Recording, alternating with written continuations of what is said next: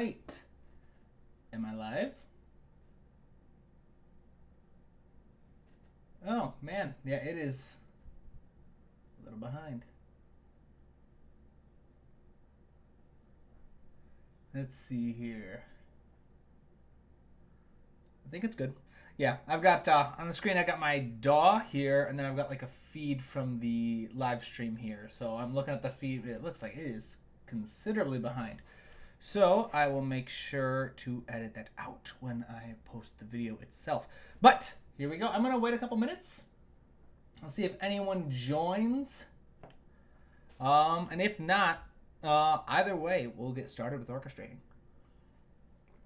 Where we left off last time was just, a pretty simple sketch. This whole stage of the orchestration process is about sketching. It's about finding basic ideas, basic colors that work, get a minimum viable product out there, just get it so you can have an idea of what it's, the very core of what you want it to sound like, and then you can start going through and doing touch-ups, adding small things here and there. So right now, just focus. I'm focusing on trying to get everything to sound at least just the basics of what I can get. All right, so let's see here. Let's get started by a quick refresher of what it sounds like, what we've got so far.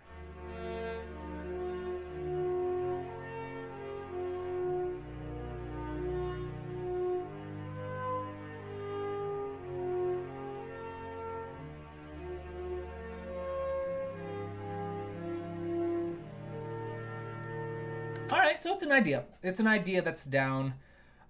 Pretty basic idea. So it's got horn solo introducing the melody. Let's pull up the keys here. Got the melody. Ooh, what is going on there? Is up there. There we go. Pull that back up. So we've got the basic idea coming.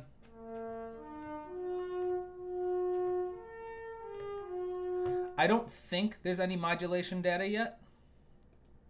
There's a little bit. That's all right. But yeah, so this is the basic idea. Horn solo so far. Tuba looks like in the bass line, and low strings. Yeah, bass line. Basses are doubling the bass line with the tuba, cello, and violas. Oops, wrong button. Let's see here. Looks like providing just some basic harmony, which, from the looks of it, it looks like it's just a leading tone line. Probably should have taken some notes on what I did. But yeah, it looks like it's a leading tone line with some part writing added in. We got the tuba, so that's pretty decent. Next, we're going to move on to section A2, or the repetition. So let's pull up our notes from last time. All right, sound palette, orchestra, mark out sections, check, got that. Mark out section, map out sections, got that. So intro, plan later. Yeah, we'll do the intro last. Energy level 4 for A1.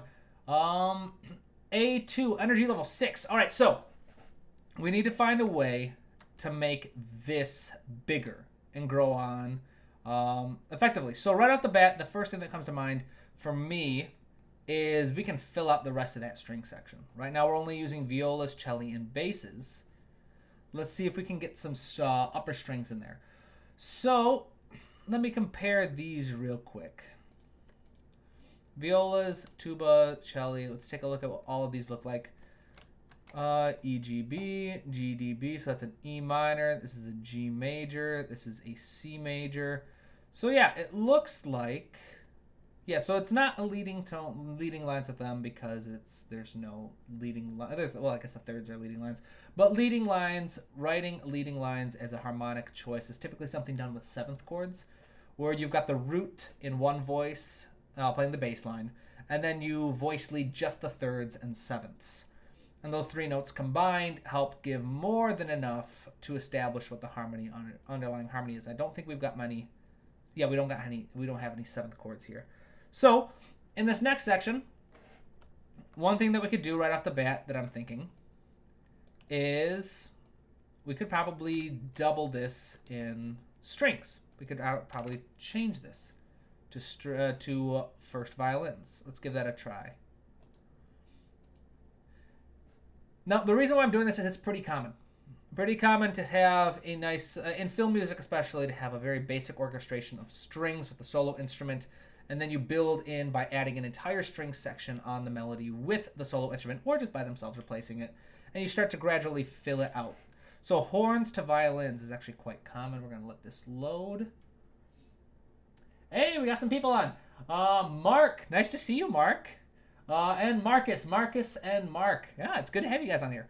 As usual, if you have any questions, any suggestions, comments, theories, ideas, anything at all, do not hesitate to put them out there. I'll try and check relatively frequently. Let's see here. All right, so one thing right off the bat I'm thinking. Well, let's compare this to the horn. The horn, I believe, we lowered an octave. Let's highlight both of those, open it. Yes, so this would definitely be picking up. Let's re-record it real quick, though. Or you know what? Let's not re-record it. We'll just lengthen that, lengthen that.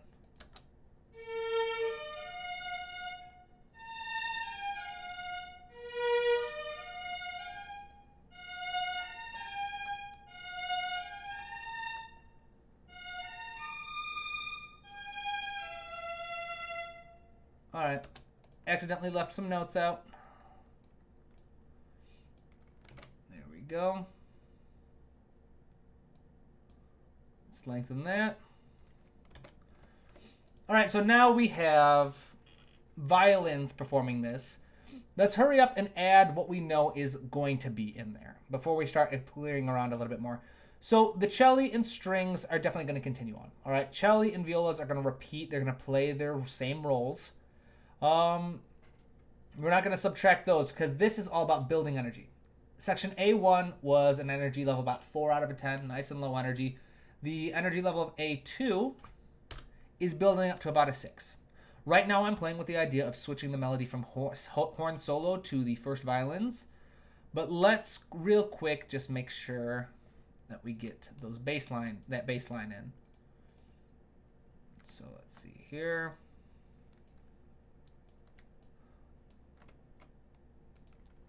And another thing that I'm thinking I'm going to do, we'll play around with it, see how it feels. Oops, there we go. I am thinking to add a little bit more forward momentum instead of just sustains on these these bass parts. Let's split it up into some pulses. So this is 7/8 time. The melody could be written for 4/4 time. It would fit in either key signature, or time signature, I mean. So really it's going to come down to the rhythm. Let me show you what I mean. So if this were in 4/4 time, we could, these notes where it holds over. All right, so for A, this happens a lot in this melody. This A gets held over 1/8 note into the next bar. We could just turn this into a 4/4 bar and have that included in the 11th measure.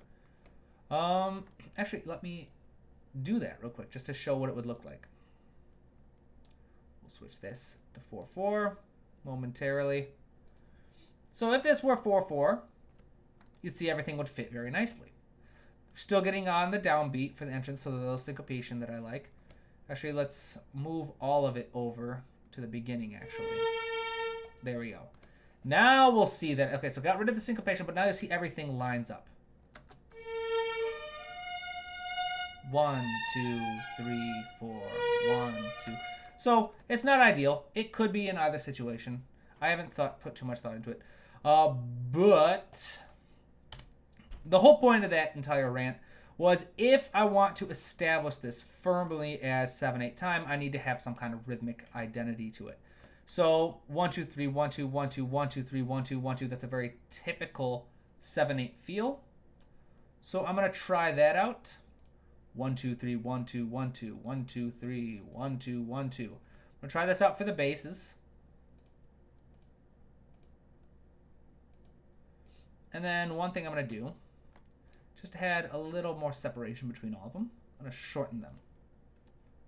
Oops, including this E. Now let's unmute the bass. Oh, the bass wasn't muted. So why do I not hear it?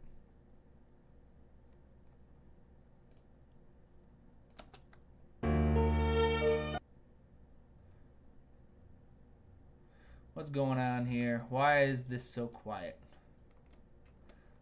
Ah, that might be why. It's a mezzo piano.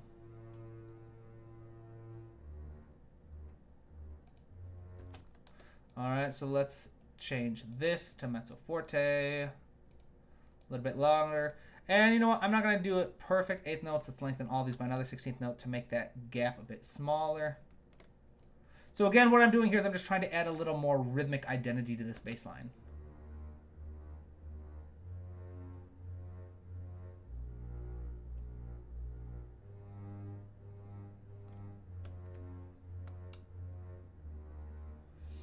All right. Let's mute the sketch. Let's listen to it again.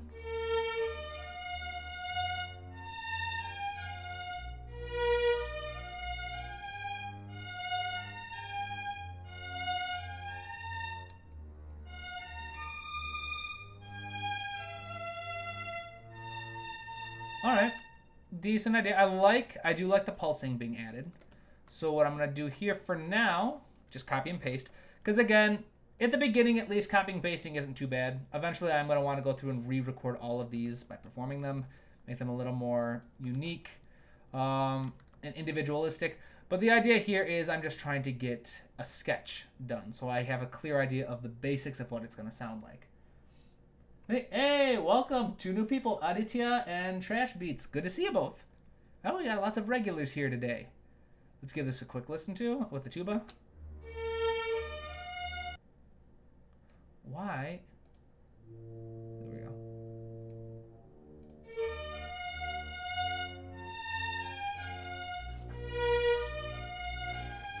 All right, so what I'm thinking is it's nice, but I want to do one more. Let's add it in the cello, but we'll add it an octave higher.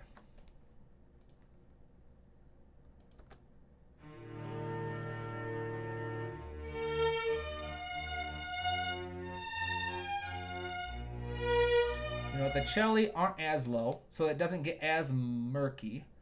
So I can probably bridge that gap a little bit. Get rid of it, and the cello.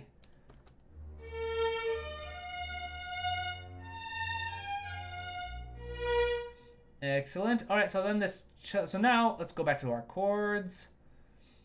All right, so we've got a couple lines here. I'm gonna get rid of this C. I think it's doubled by accident. Let's see here. So now let's copy and paste this actually for now. Like I said, copy and paste isn't too bad at the very beginning. 1, 2, 3, 4, 5, 6, 7, 8. I believe there's 8. Let's make sure that's right. Actually, I'm just going to click it there so I know where it is. So now I'm just going to grab the chords and we'll assign one of these lines each to violas. So let's go through there. We'll grab these. So then let's activate the violin 2 section. So what I'm doing now is I've got the melody tentatively in the first violin section. We'll see if I still like it there. And then we started really doubling down on that bass line. That bass line is a way to add some more energy. Instead of just sustained notes, I decided to go with more of a 1, 2, 3, 1, 2, 1, 2, 1, 2, 3, 1, 2, 1, 2 feel to help emphasize the 7/8 meter that we're working with. Now I'm starting to fill in a bit of the background a little bit. Now we already did a lot of the legwork in deciding what tone colors we wanted in the background for this first section. We don't want to shift it, or at least for this piece in particular, I don't feel like I want to shift it too much between A1 to A2. I want to expand on what we did in A1. In A1, the strings were doing the bass line with the tuba. So the basses and tuba were doing the bass line. And then we had the violas and cello doing the remaining harmonic voices. Now I've switched cello as well to the bass lines. I've switched cello to the bass line with the basses and tuba now to give it a bit stronger of a presence, especially when I'm doubling it in octaves. The cello are playing the bass line an octave higher. So now the violas are also going to continue playing their harmonic line, and I'm going to put the violins on the second line. Let's real quick, pull up a bass line with it so I can make sure I'm not. All right, so don't want G. You know what? Actually, that's a good point. I never thought. I'm going to delete the viola and violin parts because I never thought to erase the notes that are already played in the bass line. So let's get rid of the cello. We'll do the basses since that's an octave lower. It'll be easier to see. So in the bass line we have E. Let's delete the E. We have G. Let's delete the G. We have C. So let's get rid of that. We have A. Get rid of that. G. And etc., etc., etc. All right, looks like we are missing a couple chords. Let's see, my computer's trying to slow down. All right, let's see. Any tips for learning chord progressions? Question from G. Good question. I guess I'd have a follow-up question. So what do you mean by learning chord progressions? Do you mean like memorizing common chord progressions, or do you mean creating your own? Yeah, if you could, I got tips for both, but it sounds like for learning chord progressions, sounds like you want to memorize some. I'd focus on the bass line first. If you can, so for example, the 1, 4, 5 is a common chord progression. Oops, let's turn on the keyboard. So we got the 1, 4, 5, and then 1. In the bass line, you'll typically hear something like this. So if you can memorize that, 1, 4, 5, 1, or 1, 4, 5, 1, 1, 4, 5, 1. You just kind of focus on the bass line first, and then that'll help you give a little bit of identity to the chord progression. For creating your own for music theory. I actually have an entire series on harmony dedicated to that. I would recommend, especially the very first video, Understanding Functional Harmony is a fantastic spot for starting out. It explains what function every chord in a key has. So like tonic function, subdominant function, dominant function, and then, the diminished 7 is arguably dominant or subdominant depending on who you talk to. But what each of those functions mean, and more like to the matter, how you can apply those to invent or create your own original chord progressions. There's some things I don't cover in the harmonic series that I regret not covering. Things like cadences. Cadences in particular are a big one that I wish I had covered. So I'll probably do a video in the future about that and just tag it to the playlist. But yeah, so I'd recommend starting out with that video and just learning about functional harmony. Why do some chords want to resolve each other? So why does the G dominant 7 want to resolve to the C? So why is that? Because it has the tritone that wants to resolve to the 1 and 3. And then they have bass line movement of a perfect fifth. You combine that together, to resolve. So there's different stuff like that you can learn in that series. Hopefully it's helpful. I would love to go more in depth on that, but unfortunately for this series right now, I'm supposed to be focusing on orchestration.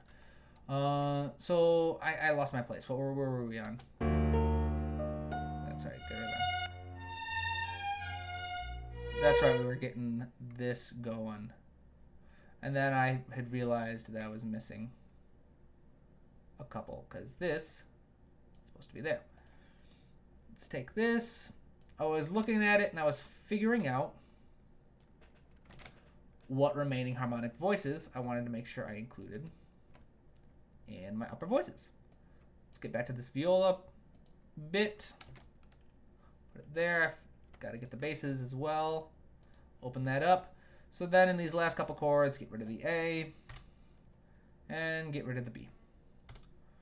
Looks like I am missing, what was it? So it was B, A, D. So I'm going to say this is probably a G. So it's an E sus4, but let me check. What note did I forget to copy and paste? Yep, a G. Figured as much. But let's see here.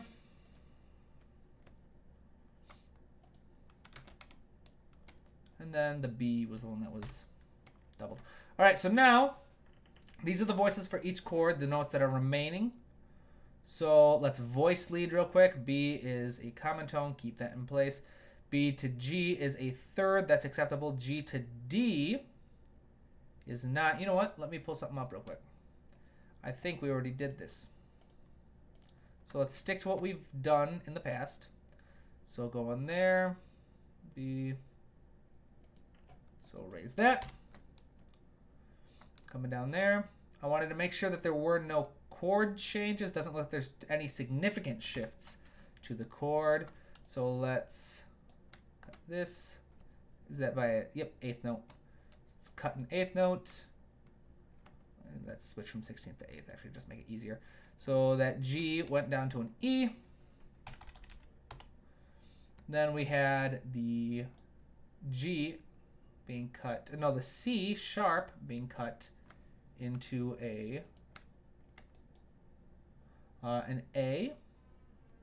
So yeah, like I said, you know, what am I doing? What am I doing? It's copy and paste. If they're the same, just copy and paste at this stage. I'm wasting time.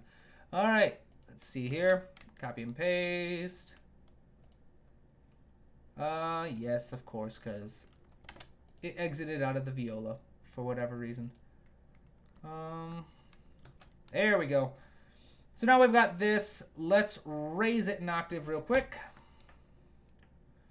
We'll have this low voice go in the viola. We're moving up just to see how it sounds. We could, in theory, remain in the same voice for the viola that it was originally.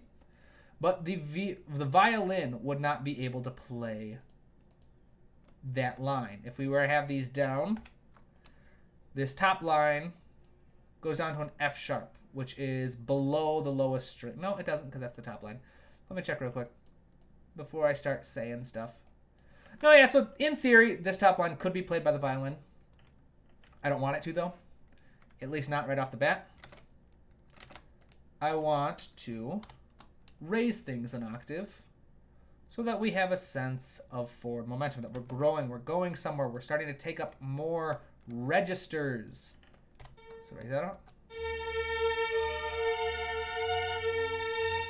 Hold up, that's right. These second violins do not have any, well, we'll say mezzo forte.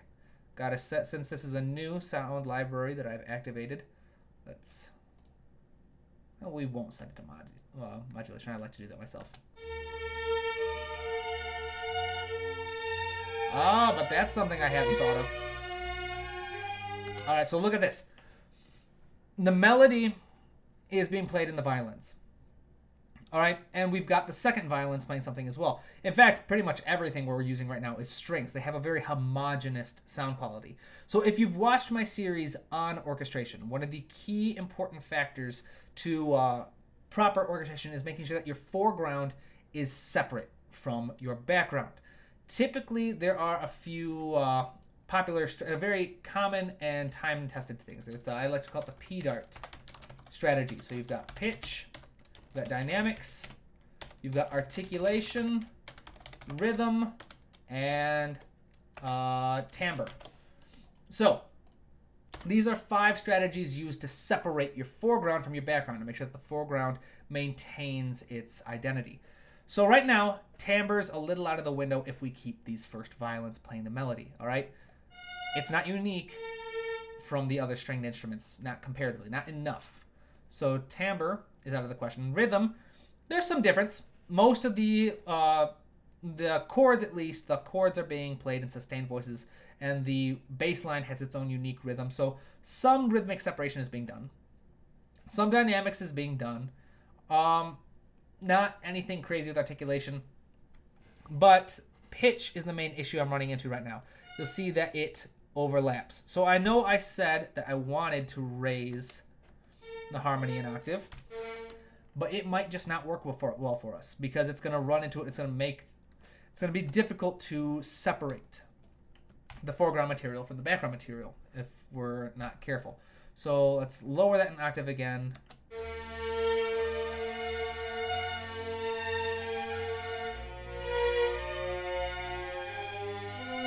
One second.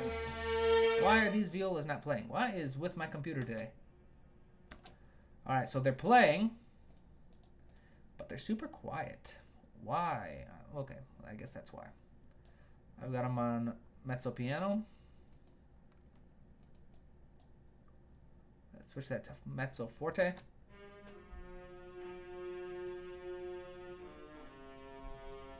All right, let's give this a try.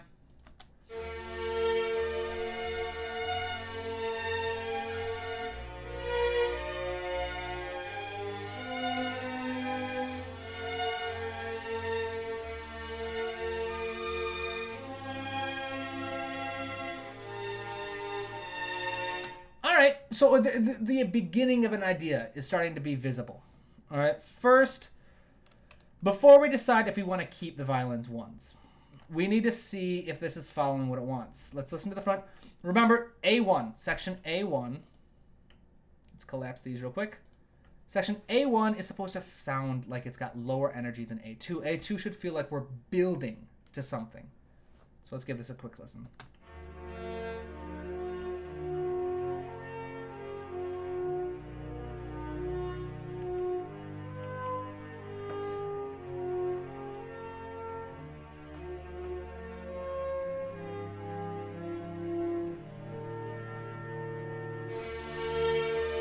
I see you guys' questions. I'll be answering a little bit.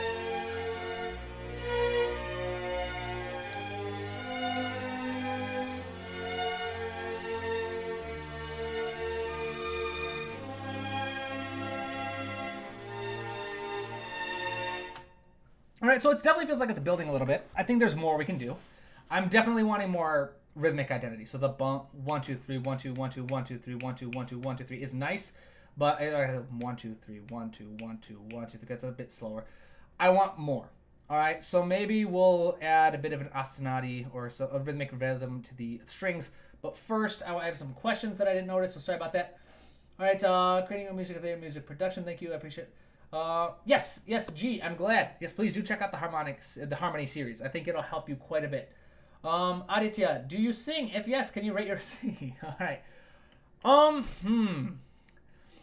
So, the answer is yes. Yes, I do sing. Not often. Not as often as I used to.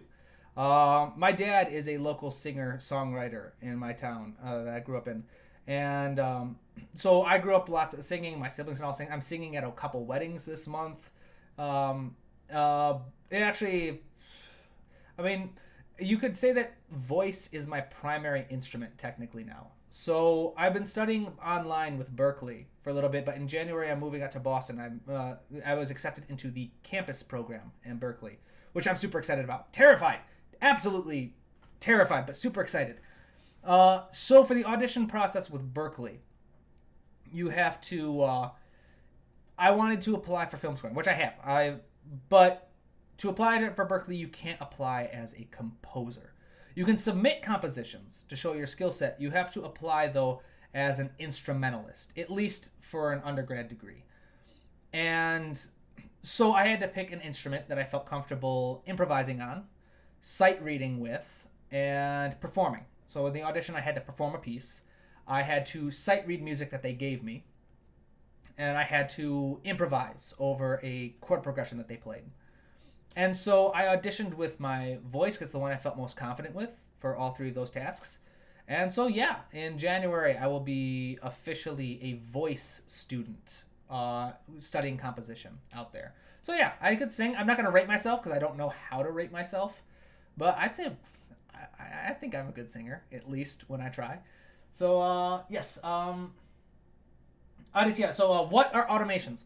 So automations, let me give you an example, because this is important for DAWs. So you see these little lines here on the horn solo on this track. You'll see that you've got the MIDI notes that you can see, the shape, the general shape of the melody, but underneath that you see some automation lines. So let's get a closer look at this. These automation lines in particular are modulation. So in most quality sound libraries, you've got something connected to your mod wheel. So let me see if I can show you. So no, I'm not going to pick up my keyboard because I'm going to knock all kinds of stuff off my computer desk. But yeah, so there's something on most keyboards called a modulation wheel. And it most often manipulates modulation, but it can be attached to any parameter. And the idea of modulation is with MIDI input, there's a couple different approaches to volume. You have velocity down here, which is how it's... that's not really heard very well on horn. That's better on piano. So on the piano, velocity is how hard you hit the note. Softly, hard. And it only has to do with that initial strike. On something like this, an expression, let me pull up dynamics. Expression, which you'll see here, is volume. All right, expression is how loud is the computer playing it back. All right, so the computer, you'll see on volume here, is it at 10% for pianissimo, or is it at 100% for fortissimo, which is super ridiculous loud in classical music terms.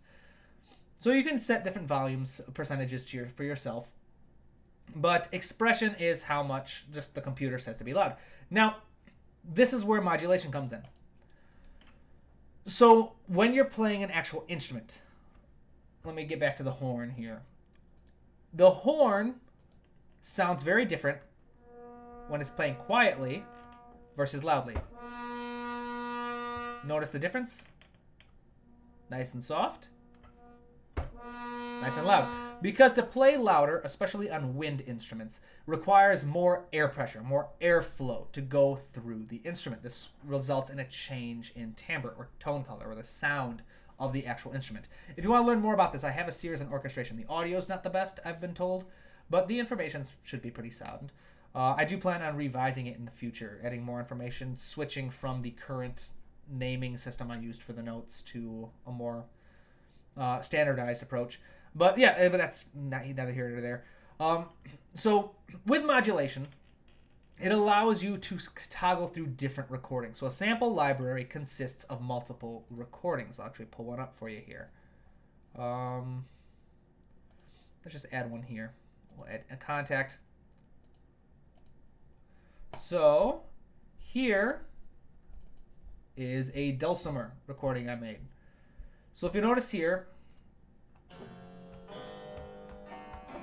these are all different recordings that I did of different levels. There's round robins. There's a lot of different stuff I did for this. But you'll notice that there are 3 different levels.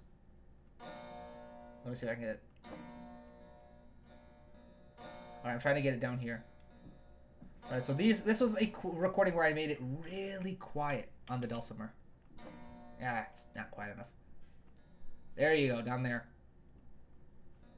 So that's an actual recording of a dulcimer being played very quietly. If I hit louder, it's the same note, but this recording was louder. Oops. Sorry, that was my roommate. Yep, so it gets a little louder. And this 3rd level is playing it very loud as I recorded it. Now, there are only 3 levels. I only did 3 different levels. The computer then uses a combination of expression to pan with it while also going through the different samples. Some libraries, if that makes sense. So for every note, I have 3 levels. I have a recording of it is super quiet, a recording of it relatively loud, and then a recording of it super loud. The computer, depending on how hard I hit the note or where I am with my expression wheel, or my modulation wheel, will decide which of those 3 recordings to use. Then on top of that, it also uses its own volume to kind of blend it all together so that down here is quieter than even up here, even though it's the same recording. Does that make sense? So modulation allows you to go through, and this is why Hans Zimmer in his masterclass mentions that he typically plays with just one hand.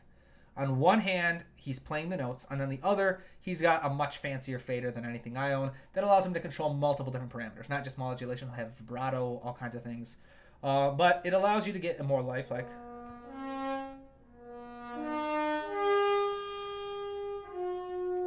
A little more lifelike performance.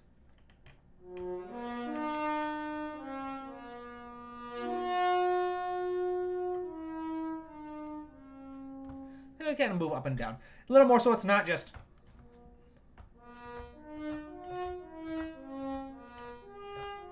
all one level. You can go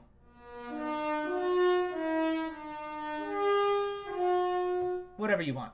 So hopefully that answers your question. That was a bit longer of an answer than you were probably looking for. Trash beats. In chord progressions, what note sticks out most that I should be listening to when transitioning? So, what do you mean transitioning from chord to chord? It depends. It depends on the function of the chord. So, tonic chords will typically have the one that you want to focus on. That's on. So, tonic chords, it's the 1, 3, and 6 in the major key, all have the tonic in it. They all have the first scale degree. Subdominants have the 6th without the tonic. Nope, that's not right. That's not right. I think it's the 4th. I think they have the 4th. Yes, subdominants have the 4th scale degree without the tonic, or with the tonic. It depends. And then this dominant, depending on who you ask, some say it's a dominant because it has a tritone. No, Charlie, not right now. Sorry, my dog's barking at the door. Wants me to let her in. But yeah, so it depends. Like I said, I'd recommend checking out the harmony series. It'll answer a lot of questions you might have on harmony. I'm sorry. I gotta let my dog in, otherwise she's gonna keep boofing. Alright, Charlie. You can come in, but you gotta behave yourself. Alright.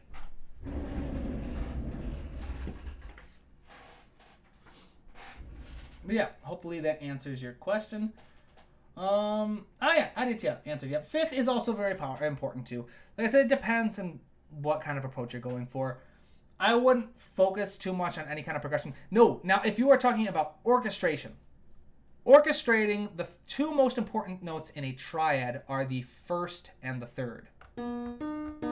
Alright, so in a C major, actually, let me just, nah, that's fine. Yeah, C major, you have a C, an E, and a G. The 1st and 3rd are most important. The 1st because it's the root. The 3rd because it determines the quality. Right? The 5th is kind of neutral sounding. You don't necessarily need the 5th. So if I were to tell you, if I were to play a C major triad with the C in the bass and remove the 5th, you can still tell it's a C major. Now if I were to play the 1st and 5th with the root and the bass, but no 3rd, you can't tell if that's a C major or a C minor. Alright, so the 3rd and the 7th are what you call guide tones. These are notes in a chord that determine what the quality of the chord is. They help tell you whether it's a minor triad, a major minor 7th, a minor 7th, dominant 7th, whatever it is. The 3 and 7 are guide tones. They're very important. The 5th is a neutral tone. So, especially and if the root is already in the bass, it doesn't need to be in the upper voices. So again, I remove the 5th, you can still tell it's a C major. I remove the root, you can still tell it's a C major. If I were to remove the root and the 3rd, again, you can't tell if that's a C major or a C minor. All right, so yeah, the 3rd and 5th are the 3rd and 7th are guide tones. Are the most important for adding the notes, so long as the root is already in the bass. Now, let's see here. Trash beats. I'm 16, just graduated high school here in Zimbabwe, looking forward to college. Congratulations. Thank you. Yeah, that's congratulations. Wow. Yeah, graduation. That's huge. All right. Best of luck, and yeah, keep writing music no matter what you end up doing. All right. It's incredible, and we need more composers out there. So yeah, congrats. Try singing "Gravity" by John Mayer for fun. Right. Now, all right, I might be dating. I might be like throwing myself out there, but I actually don't know what "Gravity" by John Mayer is right off the back of my head. Now I probably recognize it, but I don't listen to a lot of songs actually. I listen to a lot of instrumental stuff. I do love music. I grew up like around a lot of folk music, Jim Croce, stuff like that. I love folk music. I love musical theater. There is a YouTuber, Divide, who writes metal music that I love, or rock music. I'm not sure if it's all metal, but rock music that I love. But no, yeah, unfortunately, in terms of pop music, it's not that I have anything against it. It's just not what I go to, so I don't recognize names. But yeah, maybe I have been toying with the idea of recording some covers and sharing them with you guys, just because I find I'm not singing enough. So I gotta sing, I gotta play guitar more, I gotta play piano more. But that is not what we are here for. Let's see.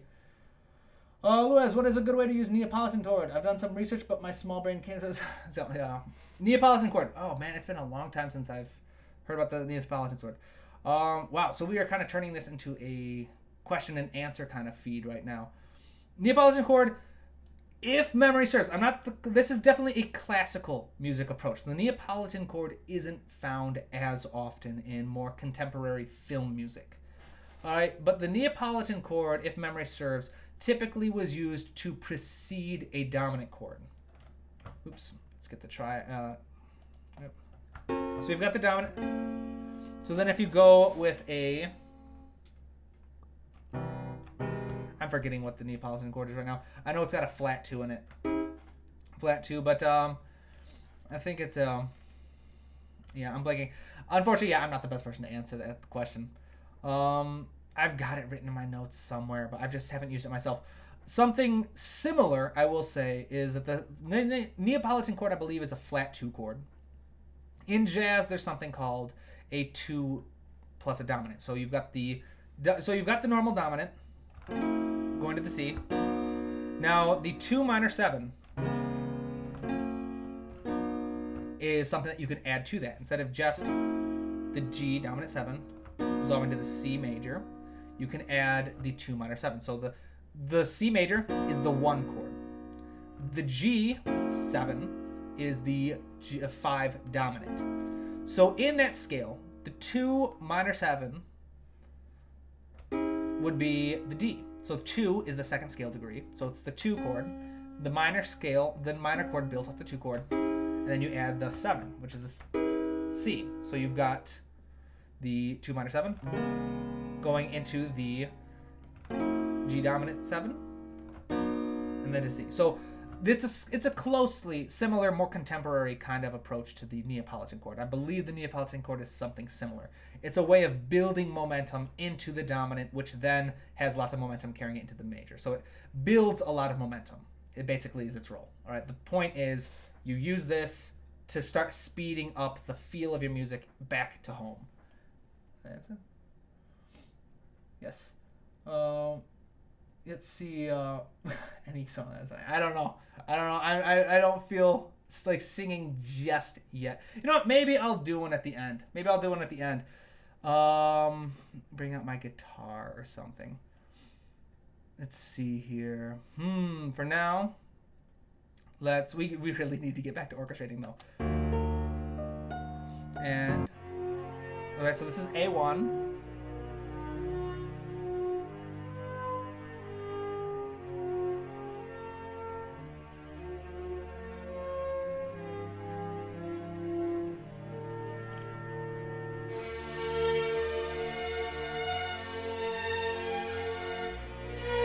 You know what? The rhythmic idea might not be as important.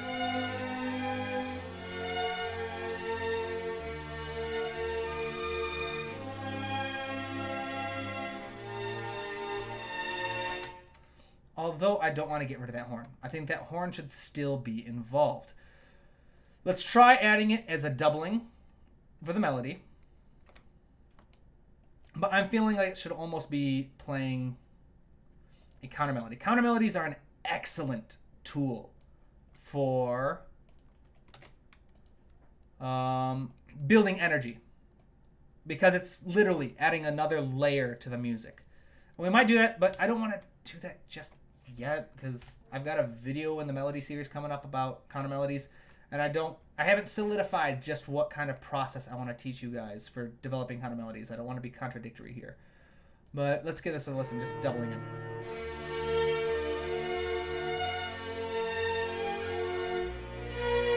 No, not liking this.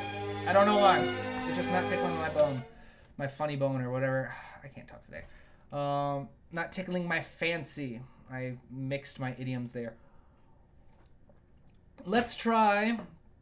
I am thinking a counter melody is what's going to be most important. Let's try improvising one real quick. So I'll pull up the sketch.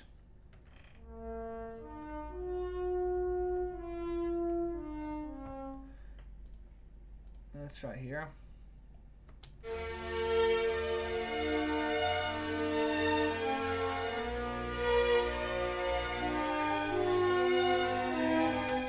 so something kind of like a descending line. Let's focus on, let's get these chords in there. Let's see if I can improvise a solid strategy to teach you guys for writing counter melodies. All right, so let's get this in there.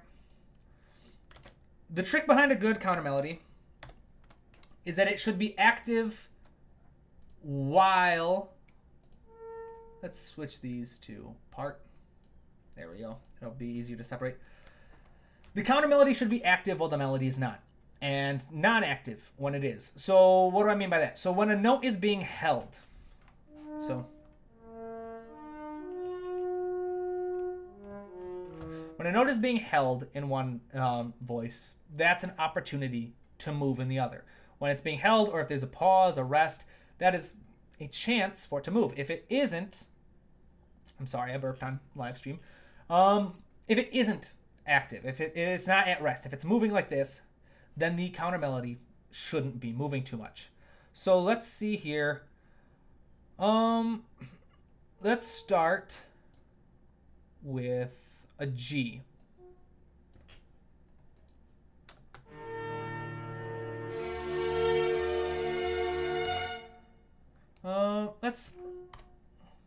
Let's leave it. Let's leave this first measure out.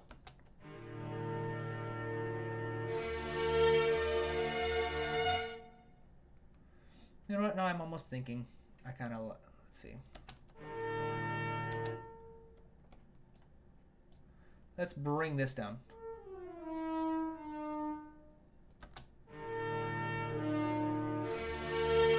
And then we'll bring this in. And then we'll bring this up a little bit. And I'm just kind of like adding stuff. So right here, short note. Actually, let's bring this in. So this note is either resting or being held. I think it's being held. So I'm going to be more active there. And then we've got a moment where it's quiet here, nothing playing. So let's first, we've got D, G, and D as our options. Let's try doing D. So we've got it being saved there. Let's just do a moving line.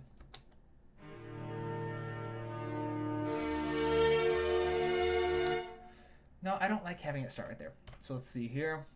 I do like this moving down.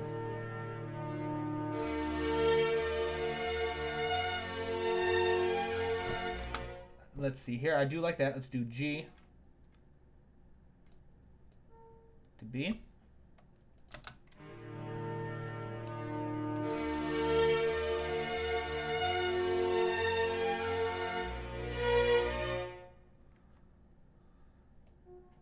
Then that's a ba-dum, ba-dum. So let's see, so this.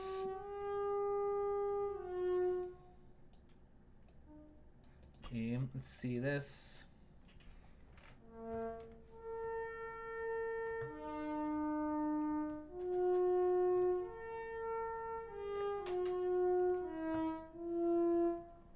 Let's see here.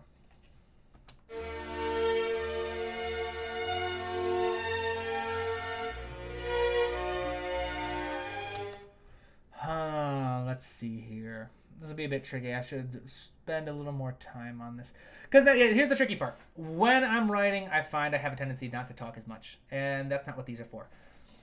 There is going to need to be a counter melody. I really think there needs to be a counter melody here. I just don't know what that counter melody will look like. Actually, you know what? Let's try improvising something by singing.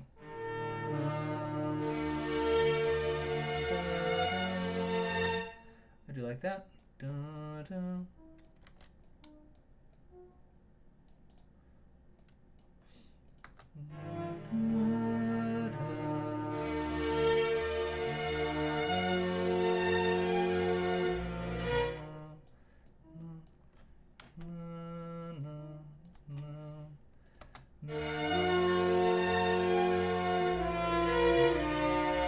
Let's bring that a little bit shorter.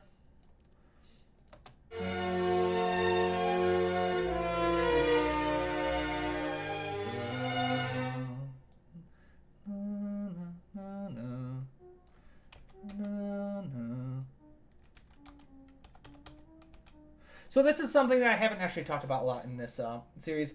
But so a lot of my approach, I like to take structure. I like to have plans in place. I like to have tools in place. I like to have ideas and strategies so that when I need to write something, I'm not sitting there banging my head against a keyboard.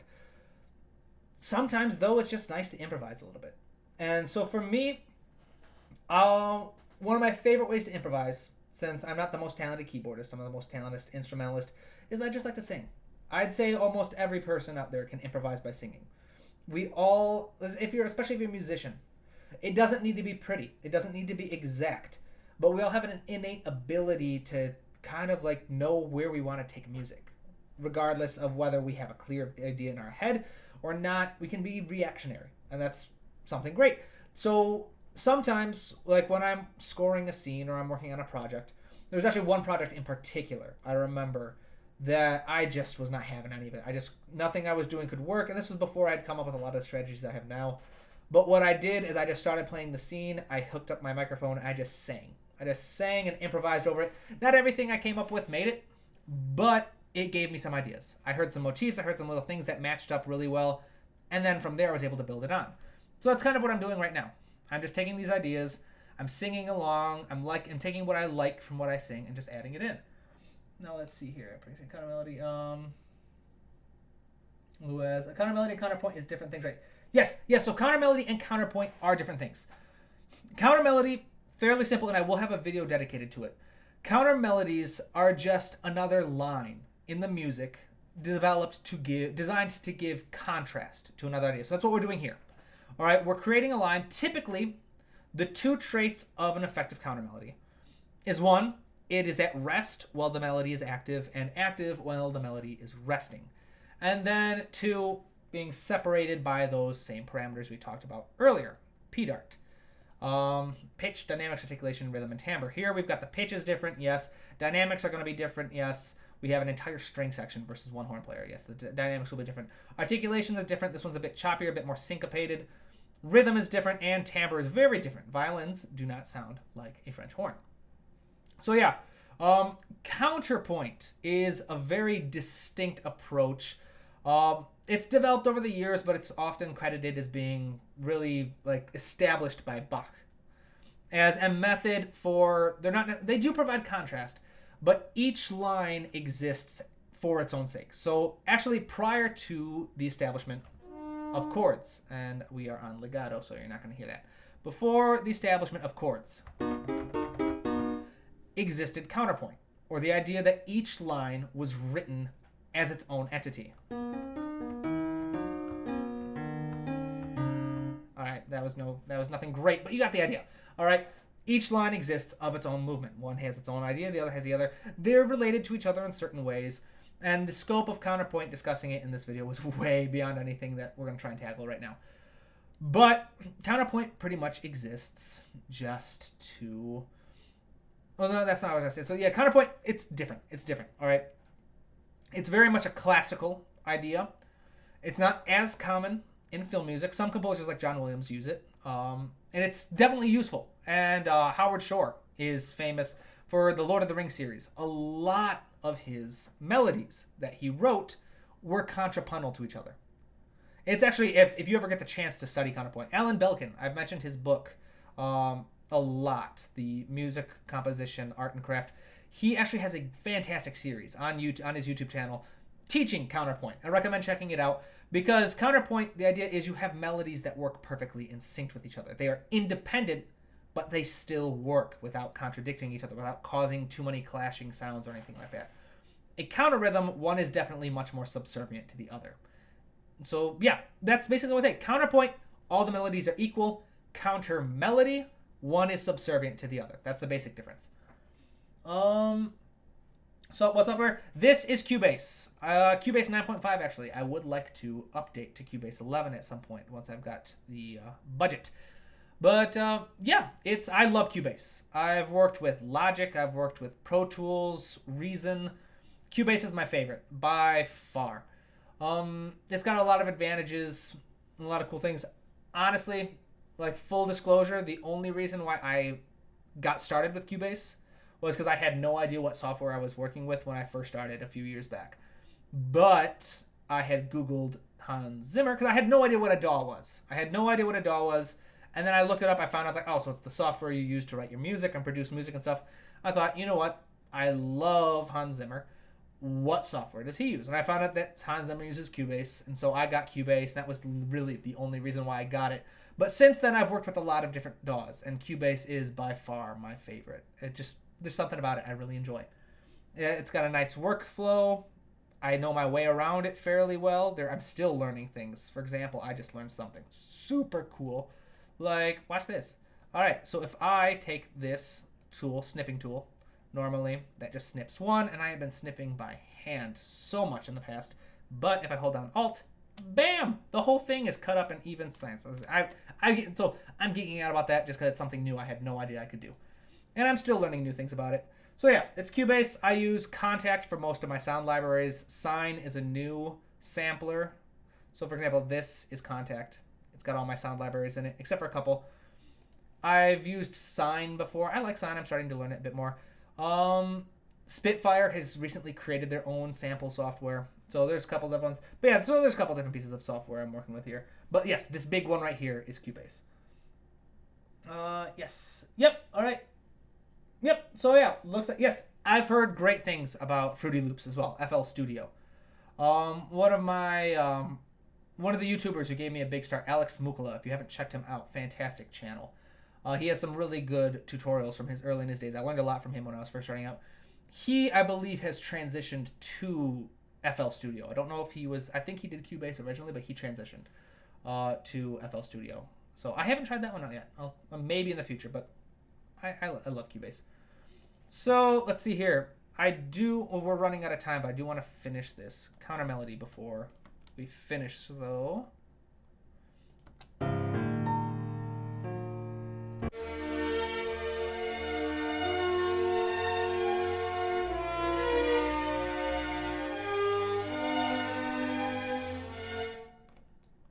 and then let's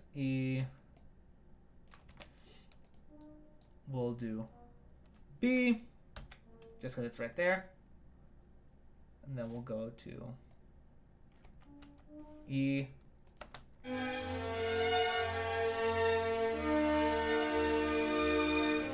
Then we'll go up to A, because it's a nice leap, and leaps are very heroic sounding. So B to E, that is a 1, 2, 3, 4, 5, perfect fourth.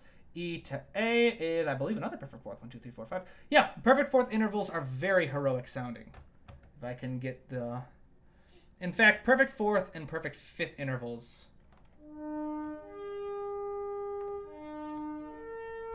are very often cited as being commonly used for heroic themes. So it makes sense to have it in the... There we go. It's a basic idea. Let's shift this up a bit. Let's go back to velocity view so you can see how each of these are much longer now. Let's remove this, remove this, remove this. We will raise this an octave, mute it, and do my best. What's the highest note here? Yeah, I should be able to do this. Let's record it. Make sure I'm on horns though. Yes, all right. Good, I've made that mistake before. Record it.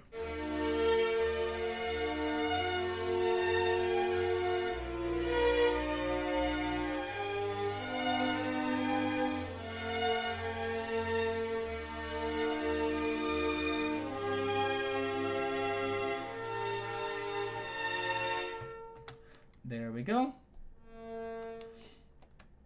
I could not hear that B very well. It's because lots of things are playing it. So we'll switch that to a D. And yeah, we've got a decent counter melody. It's not quite perfect yet. We'll probably touch it up in the next video. Let's get the whole thing to listen to real quick.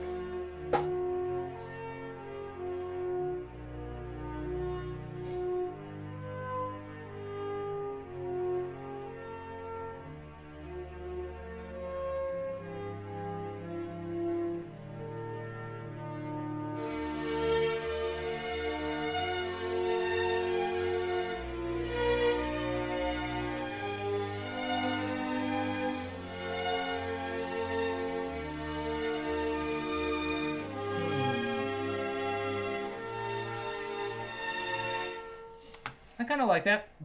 But, of course, I've got ideas that are bugging me. Let's see here. Let's cut this right there. I'm thinking, what happens if I switch that violin melody to horns as a group in unison? Let's drop it an octave so it's actually feasible for the horns.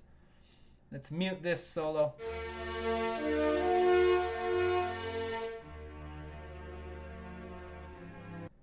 Oops.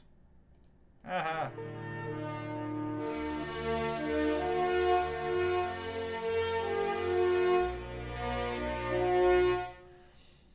Okay, but what if, kind of like that, but I missed the violins. So what if we throw those violins in again? An octave higher.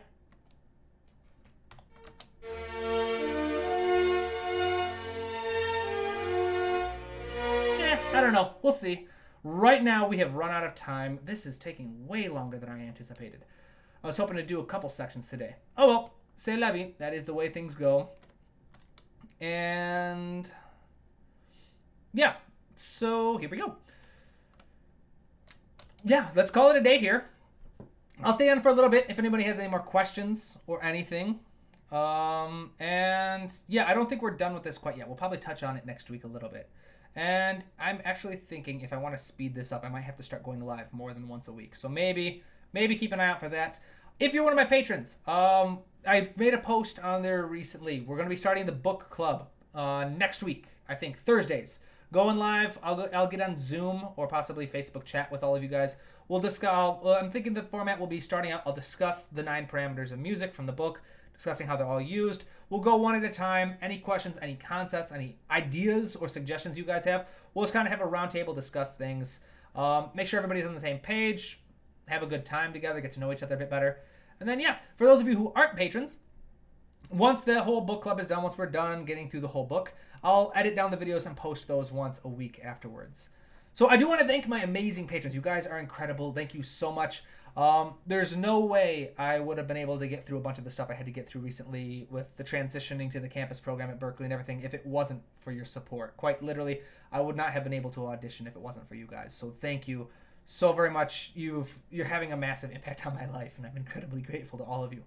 I'm very grateful to all of you in general too. I love meeting with you guys and just hearing your impact, your stories and your ideas. And really, this is, I'm doing what I love, and it's because you guys are supporting me. So thank you.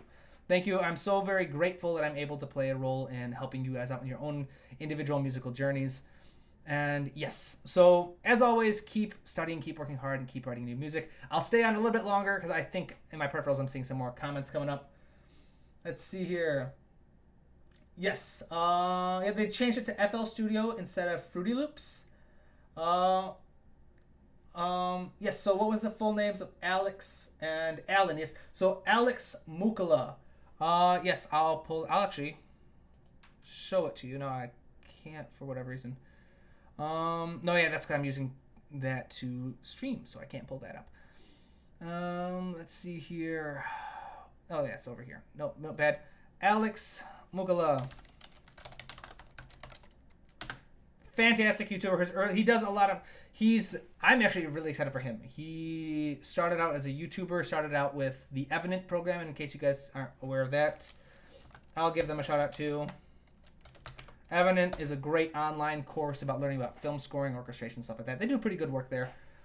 Alex Mukala got started there, and now he's a professional composer. He composed the music for trailers for like Avengers Endgame, a bunch of other really cool stuff that he's been doing. He's got some fantastic tutorials from earlier in the years of his YouTube channel. So check him out. He's incredible. The other one is Alan Belkin. Counterpoint. He is the author of my favorite book, which if you've been here any amount of time, I've plugged it. I don't know how many times. but I love it. It's music composition, craft, and art. Fantastic book. He's got a YouTube channel. I believe he's a professor out at Juilliard or something. And he's got a channel where he discusses things. He's got a series on harmony. He's got a series on his book. He's got a series on counterpoint. A lot of great stuff over there, so check that out. Do I feel like singing now? All right, if you really want me to sing, I'll do a short piece. Trash Beats, I told a couple of my friends in Zimbabwe about the channel. Thank you. Yes, thank you. That is how the channel grows. All right, that's how we continue to doing this. That's how I'm able to spend the time I do. Is word of mouth. So if any of you have any friends interested in composing, any communities you're part of that are filled with musicians or composers, please recommend the channel. Spread out word. Every subscriber helps. The ad revenue is very, very helpful as well. Just everything in general. The more the channel grows, the more people we can help, and the more financially stable I become. So thank you very much, Trash Beats. I appreciate that. Luez, huge respect for you. I've learned a lot. Thank you, Luez. I'm really glad. I'm really grateful. It really boggles my mind. Oh, sorry, sounds like my roommate is back. Hold on 1 second. Let me let my dog out. Be right back. Oh, quiet, Charlie. All right, sorry about that. Yeah, it's really the journey about having you guys, like, just the comments you guys share about the things you're learning from my videos. Really, it's, you think you'd get used to it, but it boggles my mind. It makes my day every time I see it, so thank you. You just like I've learned a lot from you. Yes, so awesome, that's it. And so, yeah, you wanted to hear a piece. All right, let me see. You know, I'm gonna try and pull up. Yeah, right here. All right, it's already open. Let's look something up. Ultimate guitar. What's something I can do? Sorry, that's my dog in the background. She's gonna be going crazy for a while. What's, you know what, let's do, yeah, let's do Better Half of Me. This is a good one. What is this? It's been a while. Capo first fret. So capo first fret means I need to transpose down a step, so. Ooh, that's gonna be tricky. Alright. Oh man, this is not going to be a good key to work with, so not this one. You know what? Tell you what. Alright, sorry, Aditya. I'm not going to sing this time around just because I'm not prepped. But I'll do a recording. Alright, I'll put together a piece and I'll share it. Alright? Sound good? Alright. Yeah, I'll have something prepared for next week or something. Yes. Yeah, so everybody, have a great weekend. Great to see you. Sorry to tease with the singing at the end. I'll do something next week. I'll either drop an individual video or who knows, maybe I'll just do a live stream later in the week just for fun to answer questions and everything. Yeah, so in the meantime, have a great weekend, everybody. Have you a great day. Let's end the stream.